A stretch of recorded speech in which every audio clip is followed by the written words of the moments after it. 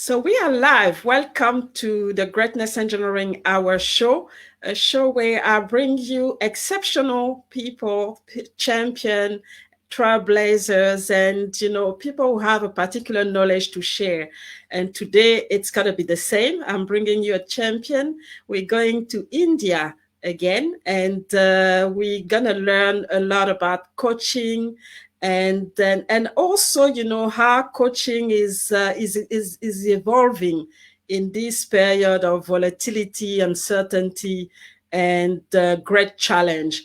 And today, just to give you a brief, our guest is Prakash. Prakash is the CEO and founder of Sea Change Consulting, and is a strategic thinker and turnaround specialist, and is specialized in business growth and coaching as well, C-suite, as I said, and entrepreneurs as well, to help them grow their business exponentially. And I think the key highlight for Prakash today is his new book, Spiritual CEO.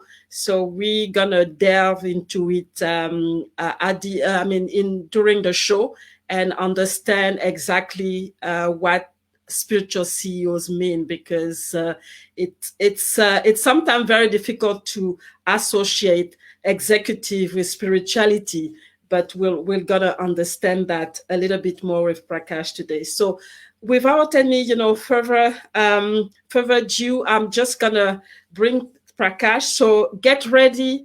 Let us know where you're watching from, and also don't forget your notebook and your pen, because again, we're gonna learn a lot today, and I want you to take notes. And then when you have those notes, make sure that you take massive action and implement what you're going to learn from Prakash today. So let's start and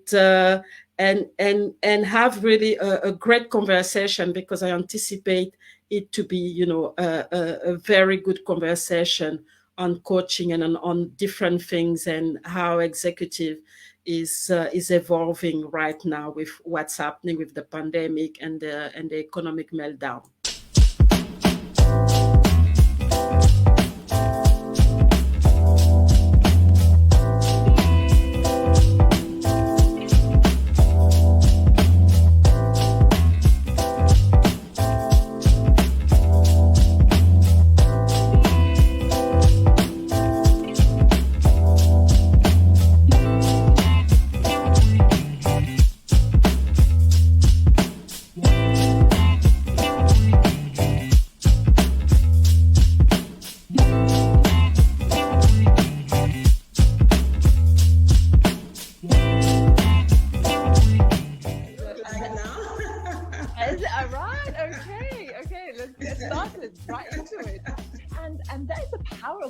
Right? On memories.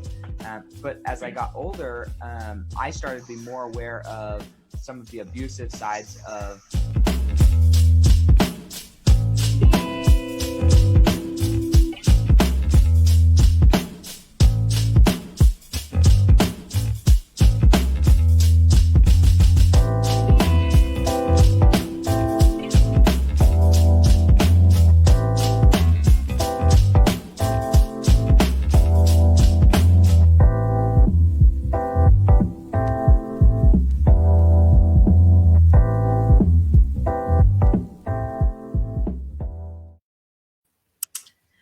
So good evening, Prakash, and welcome to the Greatness Engineering Hour show. It's such a pleasure to have you today with us, and I know that there's a lot that we're gonna learn from you as well, and especially I'm particularly excited about knowing a little bit more about your new book and how it relates to what we're facing right now. So before we delve into the conversation, just want to know, if you can introduce yourself and let us know who you are and what you're doing, and maybe tell us a little bit about the key, milestone in your life and in your career as well.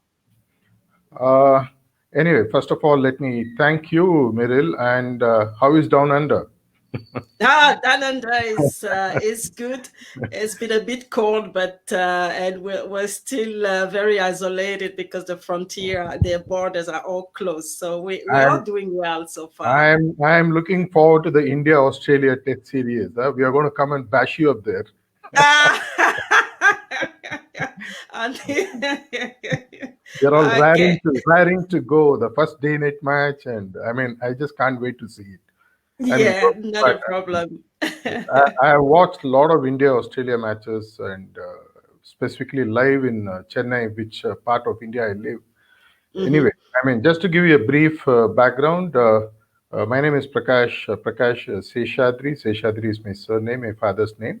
I hail Hmm. from the southern part of India. I belong to Chennai, which is the capital city of Tamil Nadu, India. Hmm. Basically, I have my roots in Tanjore, as they say, which is further down, which is also known as the rice bowl of South India. Hmm. I did my graduation in what is known as corporate secretaryship, which is a specialized subject under commerce from the Hmm. University of Madras. This was way back in 1980 to 83. I graduated with a gold medal and a rank in the university. And Hmm. while I was doing that, I had also put my foot into costing and a little bit of other educational qualifications. I got myself qualified with a lot of diplomas in marketing, sales, computer science. Uh, Hmm. and after my graduation, I got my job. My first job was as a IT programmer. Surprisingly, 37 years ago, IT or programming was not well known, not in this part of India before India became the IT superpower in one way. But Hmm. after 1.5 years there, I somehow found that I didn't find sitting in front of a computer and writing programs too interesting. I Hmm. found that Hmm. my real interest was in dealing with people. And Hmm. I had been reading a lot of self-help books even during my college days, thanks to some of my senior friends who used to dump some of the books that they didn't feel like reading. And Hmm. I still remember some of the Dale Carnegie books and the Think and Grow Rich series and type of books which I read, which were the staple diet those days.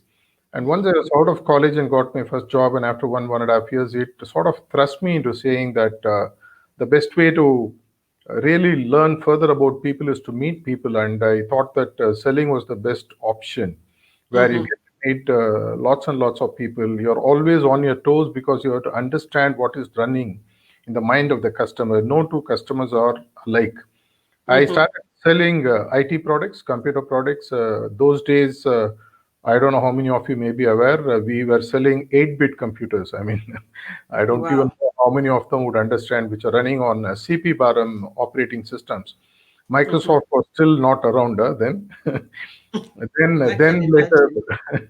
then later, Microsoft products came in, and PC became a big hit. And by the time I had graduated into selling networks, uh, Hmm. prior to the current networks and all that, Novel Netware, which was one of the biggest operating systems, which used to run networking system as an alternate to mini and mainframe computer systems. I Hmm. was in charge of handling that in India, and I set up a lot of dealer networks, distributor networks, and all that.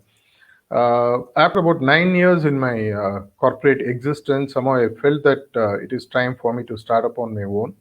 Even Hmm. while I was in my second and third job, as part of my interest in people, I started training people on my own. I mean, today training is a well-established industry worldwide. Hmm. Training people on human knowledge and how to become better and things like that. Way back in mid 1980s, training was not even existing in India, but somehow I felt that people were good on one side technically, the knowledge in subject were all good, but they were continuously failing in dealing with themselves and dealing with others. Predominantly there were only Hmm. two aspects. And I started writing my own programs, training programs, without even knowing what training is all about. There was no reference manual. I mean, when you look at justice, people Hmm. always go by the precedents. I mean, if there is already a judgment given, it's quite easy for you to follow the law of precedence and then give the judgment. But when you are the first one writing a judgment, it's not all that easy. So when Hmm. you're writing the first training manuals and things like that, it was not all that easy. Selling skills, communication skills, and things like that. late 80s saw the advent of very good books like Stephen Covey's Seven Habits of Highly Effective People and many other books which came in. I still remember Tom Peters' books, and many of them are really, really Mm-hmm. extraordinary stuff. It also gave me a lot of confidence that while I'm teaching others to be confident, if I have to be confident enough, I need to step out and be on my own. So, Mm-hmm. 1992, I stepped out and started my own company organization in India. We focused in dealing with computer networking, which was our core strength. We had a Mm-hmm. team of about 30 to 40 people, and we were covering the whole of Tamil Nadu and a little bit of South India. There are a lot of stuff, interesting stuff that we did. But I found out that as part of this business journey, while working with someone else, guaranteed a minimum pay at the end of the month, Mm-hmm. irrespective of what you are worth, whether you are worth $1,000 or $100,000, you still got Mm-hmm. some fixed pay, which help you to cover your at least there was sort of a minimum guarantee. But when Mm-hmm. it came into business, I found out that windfalls were once in a while, but there were plenty of problems that one had to handle.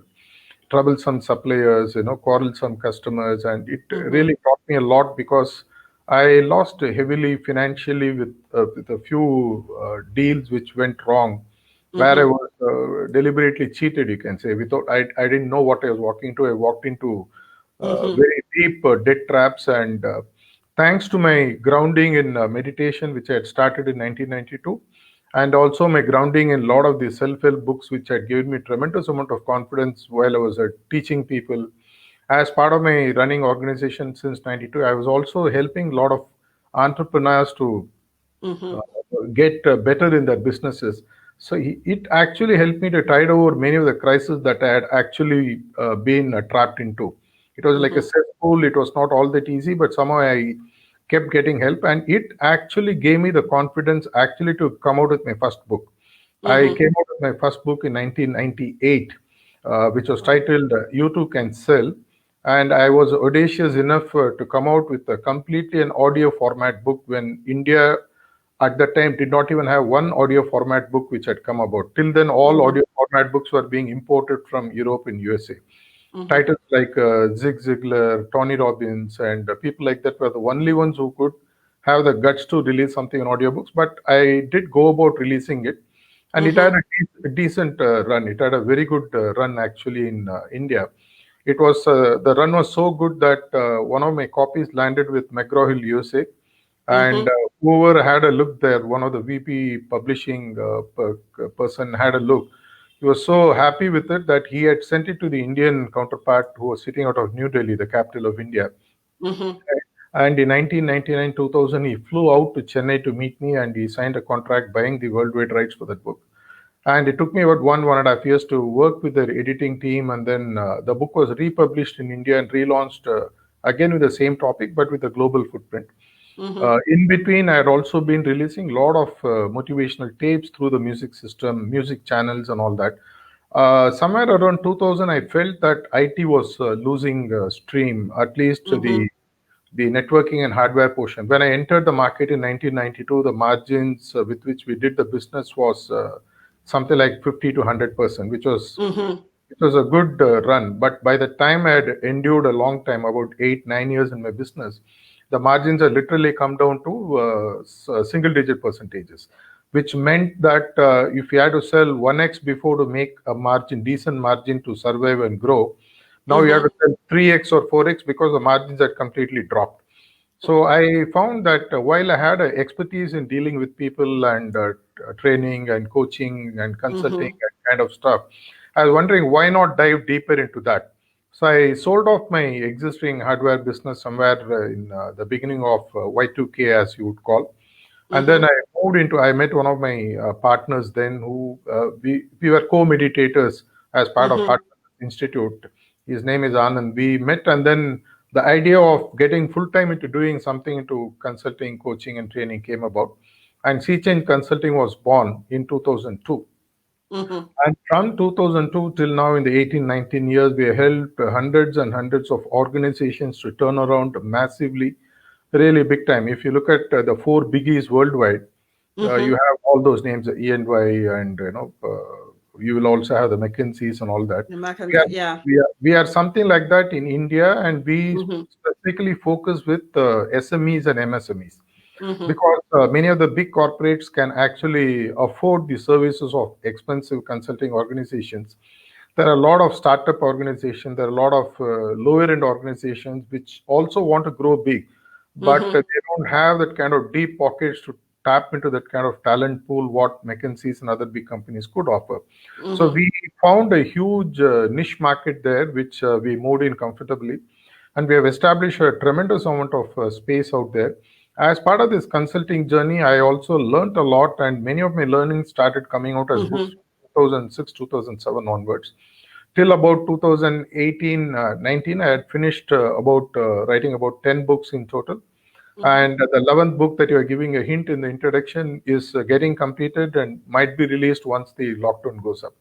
This, Mm-hmm. in short, is my journey, Miril. Yeah, in short, because that's I know that it's longer, and yeah, 37 years. you've made a difference in in wherever you've gone. And let's just before we continue, let's say hi to everybody here. I mean, there's a lot of people.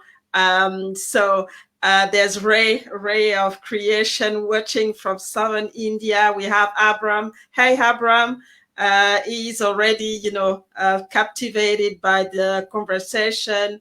There's Rada as well, and so Nishit, quite a lot of people, and I think there's your colleagues from Sea of Change.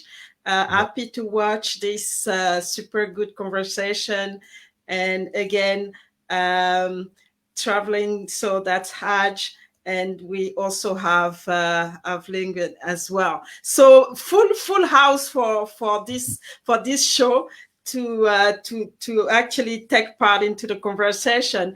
But my question, because you spending now a lot of time coaching and helping entrepreneurs and especially CEOs of, because you said that you find your niche, which is a little bit below the big corporations. So I just want to know, what are the key challenges that you think that they have, and how do you practically help them, and how do you see them evolving and going up to the next level based on the work that you're doing? Yeah. Normally, what we do is when we step into an organization, we look at taking the entire organization and helping them to turn around. While Mm-hmm. we do this, normally we find out as part of the initial digging process or understanding process, we find out what actually their current competencies are. Mm-hmm. What are they good at? What is the product? What is the service? And then we find where are they now?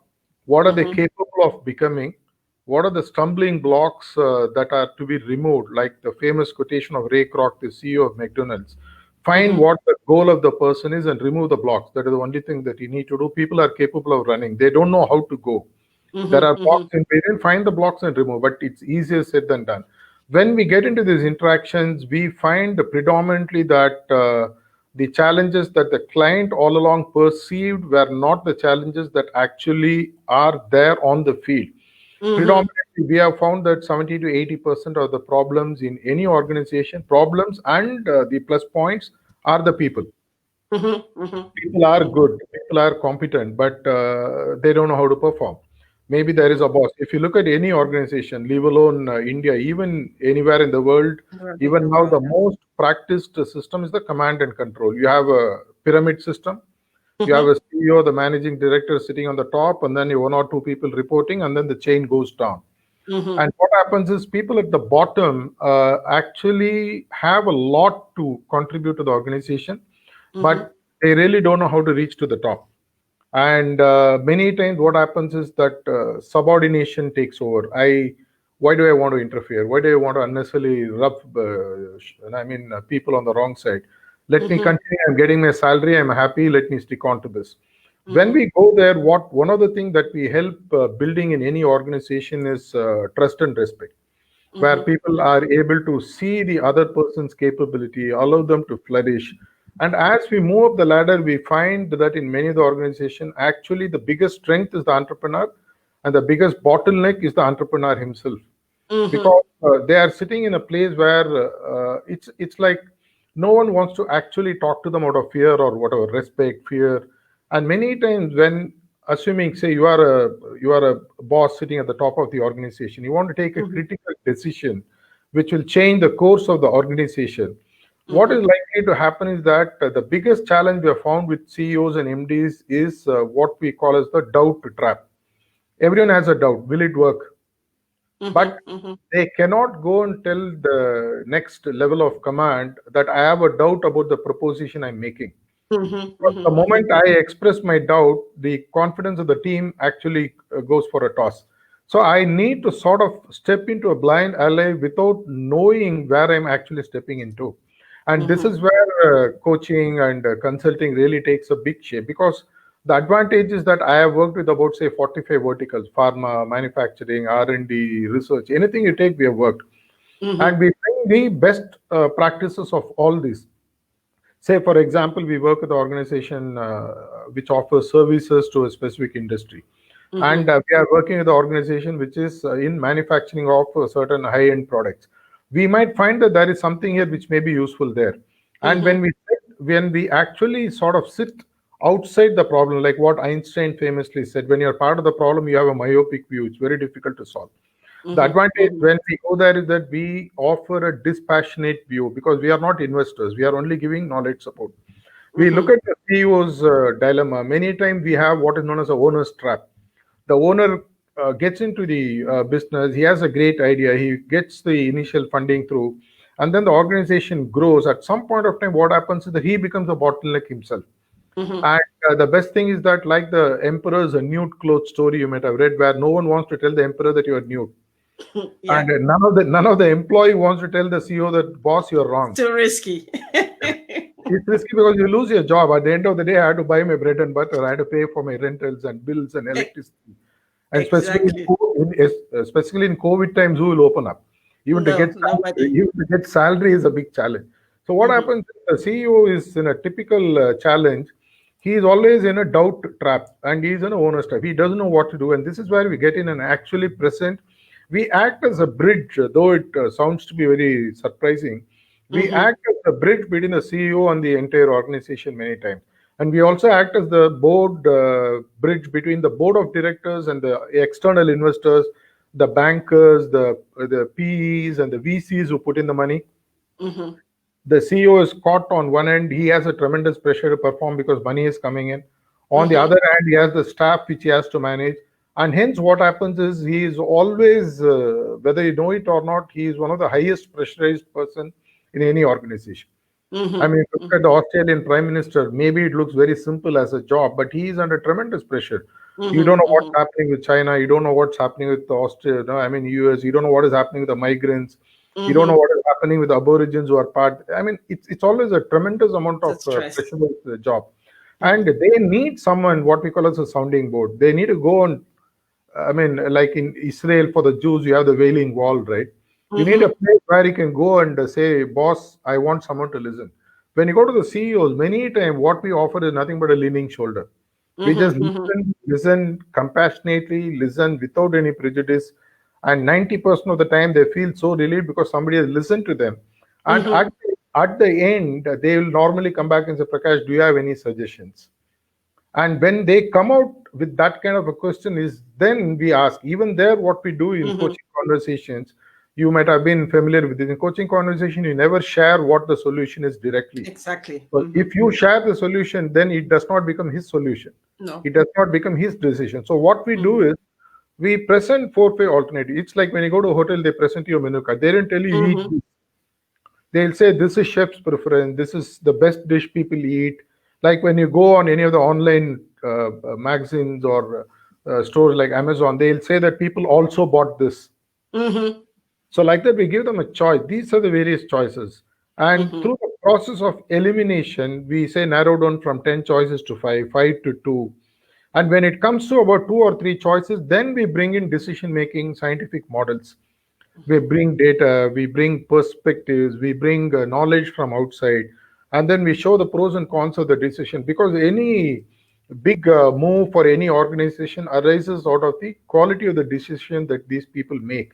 And Mm-hmm. when we help them with making the right kind of decisions, you will find that whatever I do today, 2 years back, 2 years later, I can't rewind and come back to 5th or 4th of August. Mm-hmm. 20, it's not possible. It's not going to happen. So whatever I make today, I am at crossroads. And there are bigger crossroads and there are smaller crossroads. When you are at a Mm-hmm. bigger crossroad, you need someone with whom you can talk confidently, who will give you dispassionate, scientific, valid leadership advice, and Mm-hmm. you take the decision, because finally it's your company, it's your money. It's up to you to decide where you want to go, but we will help you to actually ensure you move to Mm-hmm. the execution stage, and then you go around actually giving shape to the idea that you had, convert that into a plan, convert that into a executable action stuff, so that Mm-hmm. you don't need to worry later. It's like going to war. After making mistakes and then going to the enemy's territory, when you're being shot from all sides, you can't say that I should not have come here. It's too Mm-hmm. late. Mm-hmm. You're going to lose lives. Here you lose money, you lose opportunity, you lose fame, you lose market share, you lose your EPS, earning per You share, lose maybe your everything. market value comes down. So Mm-hmm. we offer one of the critical blocks which acts like in a automobile, the way the gear has to move, you also need Mm-hmm. the lubricants to make it smooth. You also need to maintain the minimum friction on the road for the tire to move. Mm-hmm. So we act as a lubricant, we act as the friction on the road to ensure that the right amount of friction is applied so that the car does not crash. We ensure that the destination of the car is met as per the time, Mm-hmm. within the time that they have to go. In short, you can say that this is what we do with deal when we deal with Mm-hmm. goods. Mm-hmm, mm-hmm. Which is a big, a big part of the the work, because when the top is, like you said, when they're stuck, they don't go down. Maybe if maybe if the when the solution is actually there, they will not go there, because Yeah, it's yeah, about trust. It's about keeping their their power as yeah, well. And so they need an external person, an external group, to be able to fill this gap yeah, and be able to solve the problem. That's exactly. very powerful. So we have quite a lot of comments again here. Prakash demonstrate MTR. So now we know mutual trust and respect in every way. So that's the secret of his success as a coach to CEO and entrepreneur. So thank you, Anand. And we also have, I think, Abraham as well, talking about electric mix of insightfulness, knowledge, and spirituality, which is what what we need, especially when we are challenged. And I think that's something that I want to focus on right now, because we always look at different things, when we are in a corporate world. We look at finance, we look at knowledge, we look at skills, but spirituality is something that we don't think about. And yet, it can have, and it has a big, a big place, in the work environment. So how do you address that? And I think that's what your book is coming up, Yeah, yeah, with, because yeah. it's lacking in a lot of workplace. And yet, especially now with what's happening with the pandemic, and then all the challenges, the volatility, things are going fast, and we tend to feel like we're trapped in a way because of what's happening. So how does spirituality come in inside? You have asked me a question based on which my entire book has been written. Actually, let me see if I can bring the sea and give it to you in a small glass. Mhm, mhm, mhm, The mhm, entire mhm, ocean, I need to give it in a glass so that the essence is given to you so mhm, mhm, in a mhm, condensed format. If you really look at the growth of the organization since 100 years ago, when say in 1918 is when you had the measure of how successful organizations are. And Mm-hmm. that's when you initially had the Fortune 50 list coming up, Mm-hmm. the most successful organizations, and the only measure that they had was on top line and bottom line. What is the turnover of the organization? What is the profit that you have made? Till about 1955, this list was restricted to 50 people, 50 Mm-hmm. organizations. Later, they made it as Fortune 100, and then later they made it as Fortune 500, and now you have the Forbes list, and each country has their own Fortune top list and all that. The Mm-hmm. last 20 years, there has been a tremendous paradigm shift which has happened in organizations world over. Mm-hmm. They have moved away into, at least today, if you are an organization worth working, if I am looking for a job and if I am looking to work with an organization where I am not just restricted by my ability to contribute to the top line and bottom line, Mm-hmm. today organizations have made a big paradigm shift to look at what is known as a triple bottom line. They Mm-hmm. have stopped looking only as financial performance as the only metrics. They have now brought three metrics to measure the success of organization world over. Last 15, 20 years, this has become quite famous. Many Mm-hmm. organizations globally are following. Triple bottom line is simply, it's imagine a, sort of a triangle, an Mm-hmm. equilateral triangle.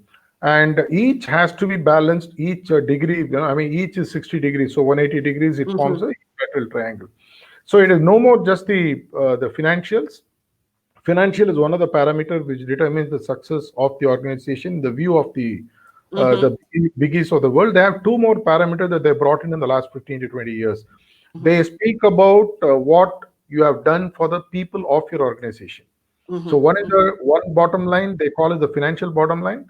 The other bottom line they talk about is the people bottom line. How have you helped your people to actually grow? Mm-hmm. Mm-hmm. And I'm talking about people who are part of your organization, the fulcrum, right from the lowest level, the person who works in the office, who cleans the table, to the people who just do the machine work and all those Mm-hmm. things in the factory, to the supervisors, to the mid level, to the top level. What have you done as an organization to help Mm-hmm. them actually? If you look at the potential of humans, it's unlimited. I mean, the sky is the limit, is what they say. But very rarely organizations look at allowing people to flourish and come out with the true capability. And Mm-hmm. now the second bottom line now looks at what have you done as an organization to allow people to become what they're truly capable of. Mm-hmm. I Mm-hmm. mean, for example, if I had to start an organization in 1992, I started because I felt constricted in some way that my Mm-hmm. true capabilities were not being allowed to flourish in the organization in which I was working. My boss had only one goal: how much Mm-hmm. sales are you going to bring? How much profit are you going to bring? Period. It's over. And then I looked at it. I am not growing. They did a survey beautifully about 10 to 15 years back, and then they Mm-hmm. found out top six reason as to why people quit organization. Will you believe the lowest denominator in that, or the lowest meaning the people gave the smallest weightage for that was the paycheck that they were getting. Mm-hmm. Invariably, we all think that pay is the reason why people quit. Exactly. And then they moved up the ladder. They found out that the third reason, I mean, I leave the fifth and fourth out. The third reason that they said was because they did not find it comfortable to work with an immediate boss. Mm-hmm. Mm-hmm. I mean, Mm-hmm. there is a famous quote that people don't quit organizations, so they quit their bosses. Mm-hmm. The second was that I don't get enough opportunity to learn in this organization. People, why Mm-hmm. quit? Why they were quitting organizations? Because they didn't get enough opportunity to learn. The first topmost reason why people were quitting, according to this survey which was done by Gallup many years ago, Mm-hmm. it said that people quit because they were not being allowed to grow. They were not allowed Mm-hmm. to express themselves. I'm capable. I am actually capable of running your organization, but you are making me to just do some clerical job. Mm-hmm. That's why the famous concept that there are thousands and thousands of CEOs hidden in every organization. And those CEOs who have found that they are capable of becoming CEOs, they go out and start on their own because they're not allowed to prosper within. So the Mm-hmm. second bottom line is about allowing people to become what they are. And Mm-hmm. the Mm-hmm. third bottom line, they now the triple bottom, the third bottom line they're speaking about is what are you giving back to the society? Mm-hmm. We, for example, we tap into the society for everything. We tap into the natural resources, we tap into the knowledge resources, we tap into the people, we tap into the government support that every government is giving for every organization to grow in one way or another, what are you giving back? Like the famous English quotation that I read long ago, leave the place as you found when you go, if not better. I mean, when I go out of the place, out of a small town or a city where I've set up a factory or an office, what am I doing to actually make the place better? What am I giving back to the society? For example, I'm tapping the groundwater. Am I doing something to make the groundwater again grow? Am I contributing? Am I adopting a village? Am I giving knowledge to the local kids who can't afford because their parents are working for me? Things like that are now being associated. So if you really look at an organization, 33% weightage only nowadays is being given for financial targets. The rest 66%, which contributes to the 100%, is being given to the growth opportunity that you create for people and what you give back to the society. In the last 5 years, even this has now become outdated. Yeah. This is what I am writing in my book, which is coming up, which is the spiritual CEO. We here talk about spiritual bottom line. Triple bottom line is over. It's not over. It's like taken for granted. I mean, when you put a Steve Smith to bat, you know he's going to score a century. I mean, you know, it's a no-brainer. Whether he will go to make a big daddy 100, whether he's going to actually take the competition out on his own, the benchmarks have become much better. Likewise, now triple bottom line is slowly giving way to what is known as a spiritual bottom line, or the triple bottom line when it comes to the spiritual side. There are three dimensions to that. One is the personal spiritual leadership. The second is the organizational spiritual leadership. And the third is the sustainability that you bring to the organization and to the world because of the practices of personal and organizational spiritual leadership. Many of the governments today, you will be surprised to know, including Australian government, European governments, US governments, are spending a lot of money. They are actually giving millions and millions of dollars in grants to make people to do research, to find how are the ways in which we can go beyond just the financial and other top lines and bottom lines people are talking about. So the spiritual leadership and the spiritual CEO is assuming significance because people really are sick of talking only bottom line, top line, what car am I going to drive, where am I going to holiday. Those are there. They are given. I mean, you don't need to worry. Surely it will be there because it's like a byproduct. When you take crude out and process oil, you're going to take oil and process petrol, is going to come out. You don't need to worry. What are you going to do beyond that? How are you going to contribute? These are the factors I'm touching in my book, which is going to come up. Okay, all right. So it's going to be the right moment to have a break so that we can have a video of, introducing your book as well, so that people have an idea of what it is all about.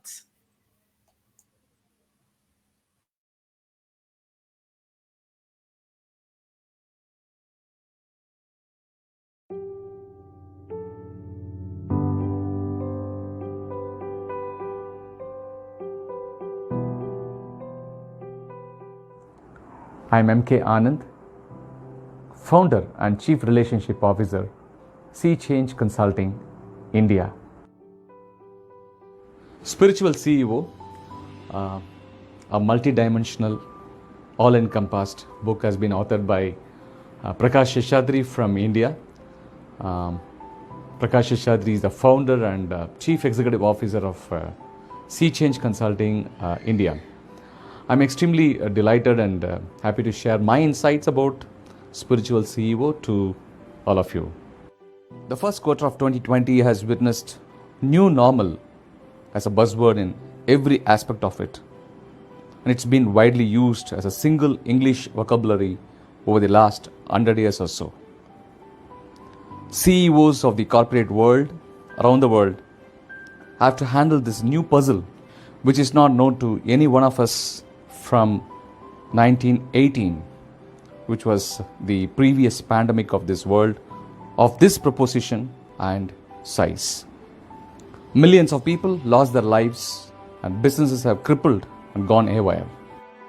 Well, we have passed through several giant steps ahead from the past over the last several decades. It could be like industrial revolution, technology revolution, a digital revolution, and currently we are in industry 4.0. We talk about artificial intelligence, machine learning, and so on and so forth. So what exactly this book is going to deal with, if you really look at it, I'm going to share more as we go along.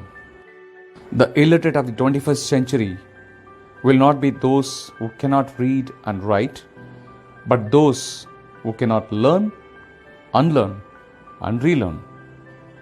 Alvin Toffler, world's most famous futurologist, said long ago. Hence, the new blue book for the corporate world is the need of the hour, and it has to be written afresh for the CEOs to handle what has not been taught, perhaps, the world's best BE schools till now. I recall now what Peter Drucker said once. He said, ultimately, people are the product of their influences. Very recently, Marshall Goldsmith tweeted, he said, what is the greatest threat to success? And how can you avoid it? For this question, he simply put, we all need help. It's okay. The great Jack Welch beautifully said long ago, when you were made a leader, you weren't given a crown, you were given the responsibility to bring out the best in others. Spiritual CEO deals with quite a lot of management wisdom, taking cue from various management gurus of the past, their experiences, the wisdom, coupled with Prakash, the author of the book, with his own 3 decades of corporate experience as a business coach for several CEOs across Asia. And he doesn't stop right there. He goes on by adding more flavor to this book in multitudes. As we go along, we will be able to see. Let's look at what Eastern philosophers have said about management, about life in general. One of the greatest philosophers of India by name Adi Shankara, he said, when your last breath arrives, grammar can do nothing. Further he added, when our false perception is corrected, misery ends also. Spiritual revolutionary Swami Vivekananda from India echoed his voice by saying, take up one idea, make that one idea your life. Think of it, dream of it, and live on that idea. Let the brain, muscles, nerves, every part of your body be full of that idea, and just leave every other idea alone. This is the way to success. That is how great giants are produced. I am equally honored to quote the spiritual scientist from India during last century, revered Babuji Maharaj. He said, it is easier to pick up a needle with your fingers than a crane. What a profound statement indeed. 21st century CEOs of the world requires quite a lot of demanding aspects, compelling aspects from any of the books like Spiritual CEO. I am very sure Spiritual CEOs doesn't disappoint them. Why? The author of the book, Prakash, has covered multiple things in this book. He has covered 3 major aspects for any CEO to really go through in depth. 1, the management wisdom with the current practices, and spirituality, which is absolutely needed for every organization, every human being in this world. 3, philosophy. We also need to know the philosophies of the world. So he has chosen Bhagavad Gita for this particular area and brought in quite a lot of aspects from Lord Krishna. The author has amalgamated all the 3 areas like management, spirituality and philosophy as a single aspect and brought out what I call not best of both worlds but best of all worlds for a CEO to go through and get benefit out of it. A multi-million-dollar company to multi-trillion-dollar organization, every CEO can pick up this book, Spiritual CEO, to take the wisdom from Prakash Shetty, and the spiritual CEO. It's surely not going to disappoint you. It is pivotal to know what great Lord Krishna said millennia ago. Karmanyeva adhikarakse ma paleshu kadachana. What is the meaning of it? A man should perform his duty without considering the result of his righteous action. Even if it hurts him, destroys him, he has to do his duty because that is his right. He has no right or control over the result he will get from his action. A well balanced, moderated individual, isn't it?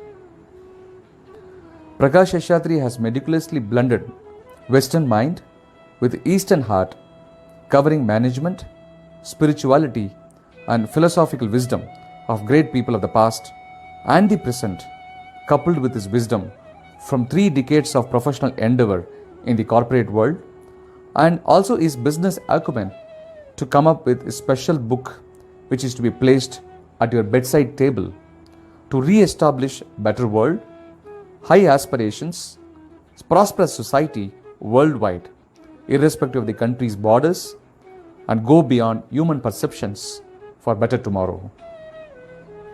The secret of Prakash Shetty's accomplishments is an ardent practitioner of heartfulness yogic practice for around 3 decades and is serving in various capacities to his master and the 4th global guide of 75-year-old Heartfulness Institute headed by the most regarded and revered Master Daji, who is also the president of Heartfulness Institute.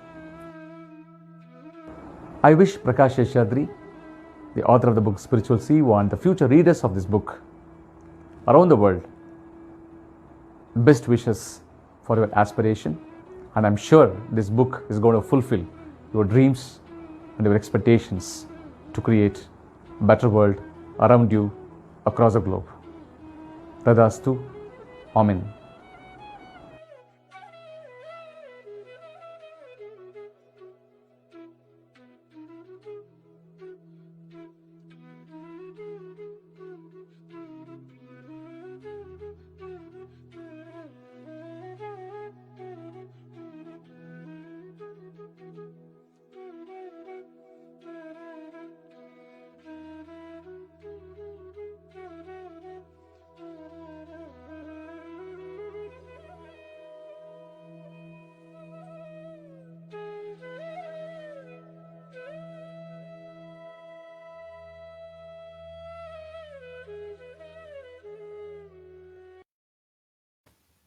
So we are back. We are back with Prakash. Wow, that's quite impressive, isn't it?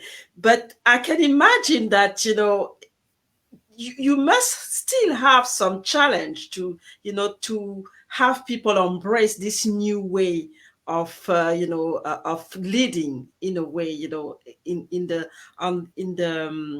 workplace, because people have different values. They have they bring them together using the spirituality. If you really look at it, actually, my job has been made quite easy. Mm-hmm. Thanks to the global pandemic. It has given, I think, maybe the worst or the best wake up call to humanity. Mm-hmm, mm-hmm. I mean, if you really look at it, whether you are rich, whether you are an intelligent person, whether you are the prime minister of a country, or you are a person on the street, it hasn't spared anyone.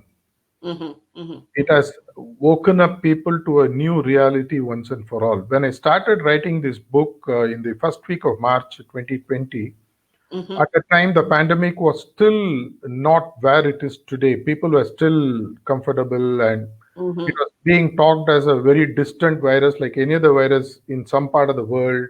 And today it's a distant memory. But what it did is to shake up people to a new belief system that life is just not about turning up at work and making money anymore. Mm-hmm. There is something much, much, much beyond. Thanks to the yogic tradition of India and my yogic practice of the last 30 years under 2 gurus of Heartfulness Institute, Charji Maharaj, and the current one, Sri Kamlesh Patel, also known as Daji. It gave me tremendous amount of insights in the last 30 years about what life is. But I was waiting maybe for the right time to share, because Mm-hmm. uh, if you're going to share something ahead of the time, what is likely to happen? For example, if you take the case of Google, Google Mm-hmm. was not the first search engine. Yahoo was ahead of them, Netscape was ahead of them, but they were the best. And they came at Mm-hmm. the right time. You should neither come too soon nor too late. Mm-hmm. When you hit them at the right time, if you hit the iron too early, it'll break. If you hit it too late, it'll become solid. It will not change shape to the way in which you want to bend it. It is the Mm-hmm. right time. And when I thought about it in the first week of March with a couple of close associates, and they all said this is the right time to share all that you have learned to the world, because people will be ready to listen. And Mm-hmm. trust me, actually, now I did not even imagine when I started writing the book that the pandemic will become worse than what it is originally believed to be.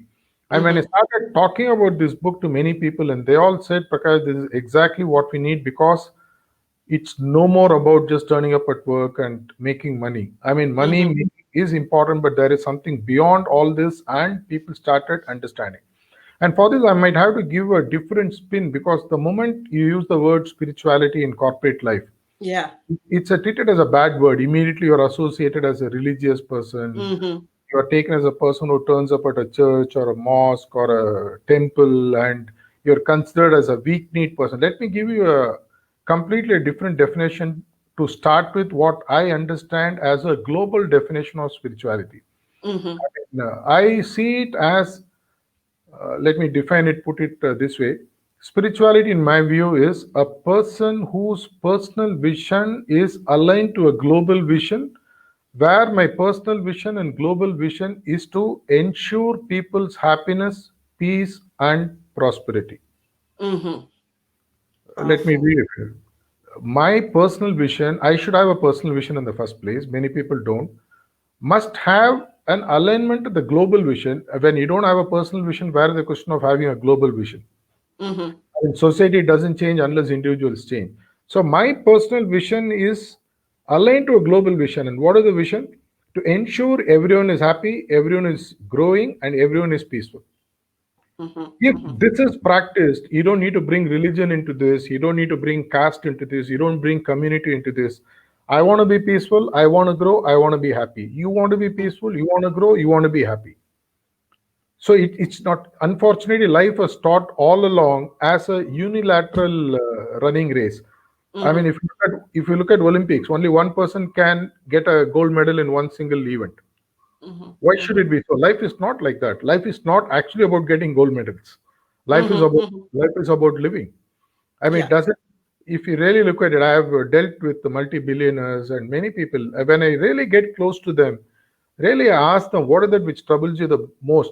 They all come back like a child and share something. They say that I can't sleep peacefully at night Oh. because I don't know where my money is, who is going to cheat me next, and where my next government raid is going to come, or who's going to stab me in the back, and where my Mm-hmm. company. I mean, you have billions and billions of dollars in your bank account, you're still not happy, you're not peaceful. You are growing unidimensionally. It's like you go to a gym and Mm-hmm. only your right arm becomes very strong. And imagine your entire body is weak. How would you look? It's Mm-hmm. like Mm-hmm. spirituality is an all-round growth of an individual and hence as a society.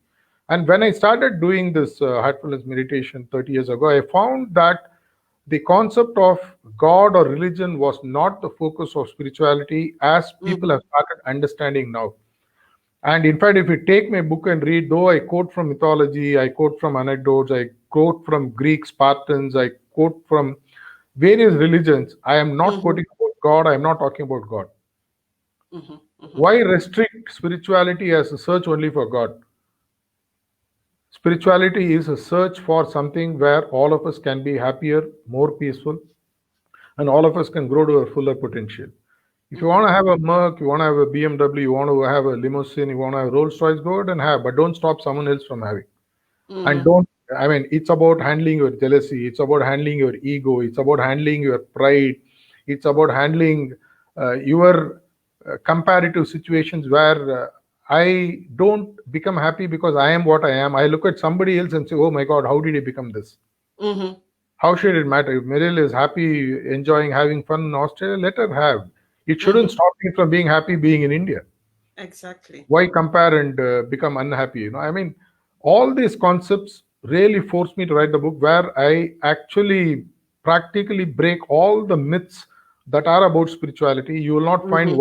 one direct reference to spirituality as a path to seek God, one direct reference to spirituality as going to church or to a temple or to a mosque, one direct reference to spirituality as the only way in which all problems can be solved. No, I am presenting perspectives about spirituality as a way in which people can become better, be happy, be good.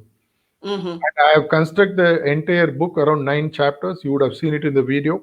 Mm-hmm. I I take it as a person. 9 chapters in a way, it's like the 9 months that a kid spends in the womb of the mother. Mm-hmm. Mm-hmm. Each chapter is associated with the first month to the second month to the third month, when the heart develops, and the fourth month, and finally the child becomes complete, and then it puts the pressure, and then it's born into the world. So the Mm-hmm. spiritual CEO is like the old CEO being put into the womb of a mother. He's put into the learnings through the book. And when Mm-hmm. you go through the 9 chapters and through the process of becoming a fully shaped kid to be born again, and when they're being born again into this world, they'll be a completely a transformed individual. In fact, Mm-hmm. the final chapter I'm speaking about is the metamorphosis, or the terra firma. The 8th chapter is the metamorphosis, the 9th chapter is the terra firma. Terra Mm-hmm. firma in for Italian language is the firm place where you land. Yeah. Mm-hmm. Mm-hmm. So you move like that and then finally come. And the entire concept has been brought on 9 chapters because of the 9 months that you go through pregnancy. It's Mm-hmm. also the 9 stages of the human growth. I mean, if you look at some of the avatar story from Hindu mythology of the 9 avatars that have gone, Dasavatar, each is a stage of growth to the next level. Mm-hmm. How the lowest level of a human being who's only focused only on the monetary aspect, no harm in it, how can you grow to becoming something, the best version of yourself? And Mm-hmm. this is what I have taken the readers through. Of course, the book will hit the stands when the bookshops and pandemic is over, because it's the wrong time to launch the book, because the shops are not open. Mm-hmm. Nobody will Yeah, be able.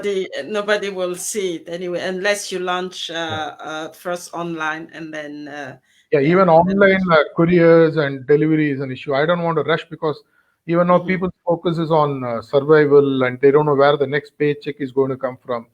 Mm-hmm. However esoteric the concept may be, people have to still have a safe place to sit and read. So Mm-hmm. Mm-hmm. I'm looking at maybe a launch by the end of this year, when things become much more normal, because there is a lot of Mm-hmm. time. And Mm-hmm. though it's a revolutionary path-breaking book, it's not something that people are going to read, relish, and change overnight. You have to give them time first to get Mm-hmm. their house in order. So, in short, that's what the book is about. If you Yeah, have, yeah, which is revolutionary because like you were saying, I mean, even myself, when I hear spirituality, I want to associate it to religion or something, and I start to ask myself, okay, what is it doing in the workplace?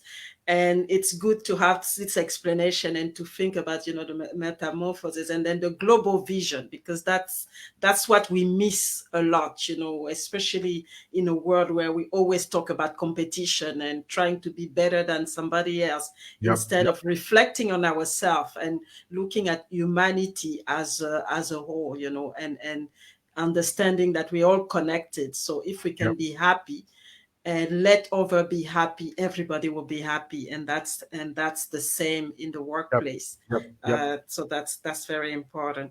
So we're getting to the end of the show. How do people connect with you, and what is the last message, a key message that you want to leave the audience with before we leave this platform? Okay. In terms of connecting with them, I think you may be giving the social handles, and they Mm, can visit seechangeworld.com. Prakash at seechangeworld.com is my email ID, and mhm, I'm in all social media handles. You look for Computer Prakash or Sea Change Prakash, you'll find me everywhere. mhm, Uh, I also wanted to share this. They always say that the joy that you have gone through must be shared with the world. There's mhm, no point in a candle dying out without the candle lighting another candle before it dies off.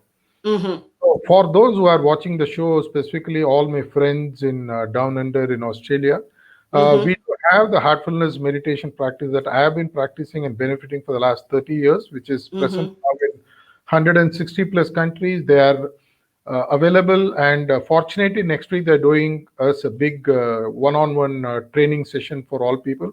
Mm-hmm. This is this is a free session. I mean, you can go ahead and contact. The contact details will be splashed across your screen by my host. Mm-hmm.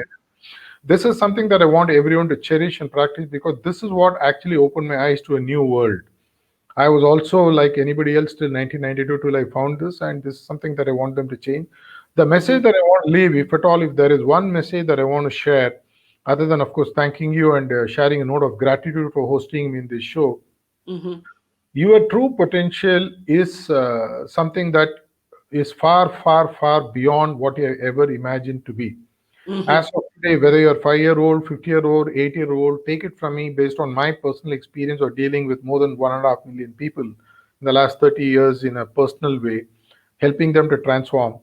Your potential is less than 1% of what you are truly capable that you're actually tapped into. Allow Mm-hmm. yourself to be tapped into fully, because it's just not for yourself alone. The world needs you to shine. What is the point in having a diamond hidden at 5,000 feet if it doesn't come to the surface and shine its glory to the world? You are Mm-hmm. born to shine and lead. I want each and every one of you to become a shining beacon. The world needs a lot of positivity, and a lot of people out there who are really good, who are still hiding below some kind of whatever mattress or whatever. Please come out. The world is waiting for you to shine yourself and make this world a better place before we all live. That is the message I want to leave. And Mm-hmm. thanks once again, Mireille, for hosting me. You are a wonderful host. You allowed me to talk, and you asked a lot of wonderful questions, and I really thank you a lot.